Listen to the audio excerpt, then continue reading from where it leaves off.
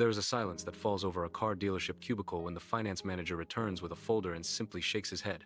A silence so loud it rings in your ears long after you have walked back to your old, unreliable vehicle. It is the same heavy silence that fills your kitchen late at night when you are doing the mental math of how to keep the lights on while paying for groceries, knowing the numbers simply do not add up. You carry a secret weight that affects how you breathe, how you sleep, and how you interact with the people you love most. This weight is the constant, low-level hum of anxiety telling you that you are a fraud, that you have failed at the basic game of adulthood, and that everyone around you can smell the desperation on you. You watch friends buy homes and plan vacations, nodding along with their excitement while internally screaming because you cannot even get approved for a basic store credit card. You have become an expert at deflection, finding reasons why you prefer renting or why you love driving a clunker, all to hide the shame of a 3-digit number that has become your identity. The paralysis of debt and bad credit is a unique kind of trap, because the more you ignore it, the stronger the bars become. You stop opening the mail because every envelope looks like a threat, piling them in a drawer that you treat like a radioactive containment zone. You stop answering the phone, terrified that a robotic voice or a rude agent will be on the other end, demanding things you cannot give. You tell yourself that you will deal with it when you get a raise, or when tax season comes, or when some miracle falls from the sky. But deep down you know that hope is not a strategy. The hardest step you will ever take is not the final payment, but the very first moment you decide to stop running and turn around to face the monster you have created. It requires a level of bravery that nobody talks about to simply log into a computer, request your reports, and stare at the wreckage of your financial history without flinching. When you finally look at those reports, you are going to feel a wave of nausea at the sea of red marks and late payments. But you must realize that this data is not a moral judgment of your soul. It is simply a history of behaviors. And behaviors can be changed. You must become a forensic accountant of your own life, combing through every single line item with a highlighter in hand to find the discrepancies that are unfairly holding you down. You will likely find accounts that are not yours, dates that are wrong, or balances that are inflated. And you will realize that the system is not infallible. You will sit down at your kitchen table, perhaps late at night when the house is quiet, and you will write letters to faceless bureaus, demanding that they verify the information they are using to ruin your reputation.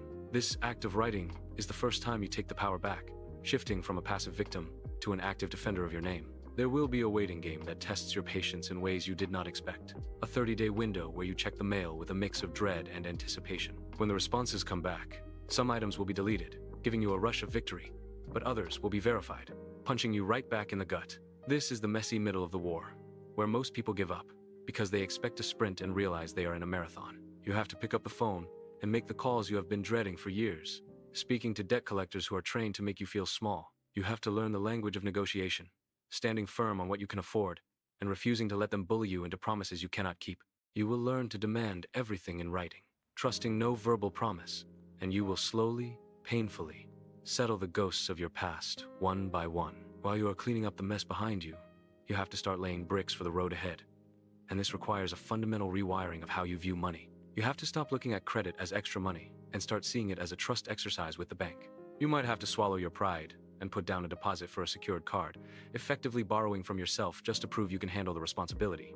You will use that card to buy a pack of gum or a tank of gas, and then you will pay it off immediately, treating that small plastic rectangle like a loaded weapon that must be handled with extreme care. You are teaching yourself discipline in a world that thrives on impulse, learning to say no to the immediate want so you can say yes to the future need. There will be months where it feels like you are pouring water into a bucket with a hole in the bottom. You will make all your payments on time, keep your utilization low, and do everything right, only to see your score stagnate or even drop a few points for no apparent reason. You will want to scream at the injustice of it all, wondering why the bad decisions stick like glue, while the good decisions seem to evaporate. This is the test of your character, the moment where you decide if you are doing this for a quick fix or for a permanent change. You have to keep showing up, keep paying, and keep waiting, trusting the process even when the results are invisible.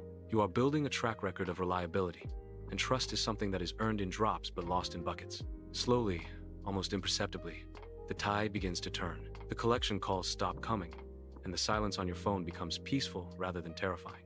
You start to see the score creep up, crossing thresholds you thought were impossible from the 500s to the 600s, and eventually into the 700s.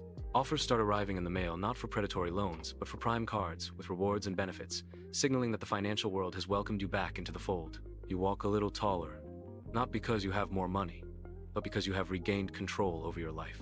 You no longer flinch at the checkout counter. You no longer dread the mail carrier. This journey changes you fundamentally because it forces you to confront your own limitations and grow beyond them. You realize that credit is not just about interest rates or approval odds. It is about options. It is about the ability to move to a better neighborhood so your kids can go to a better school. It is about the freedom to leave a toxic job because you have the financial stability to weather a transition.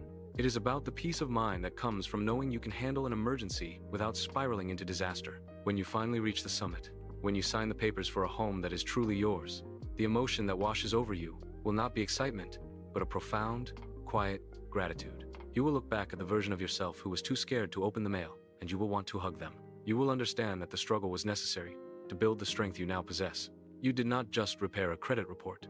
You repaired your belief in yourself. You proved that no mistake is permanent, that no hole is too deep to climb out of, and that you are capable of rewriting your story. The ultimate reward is the knowledge that you are no longer a prisoner of your past, but the architect of your future.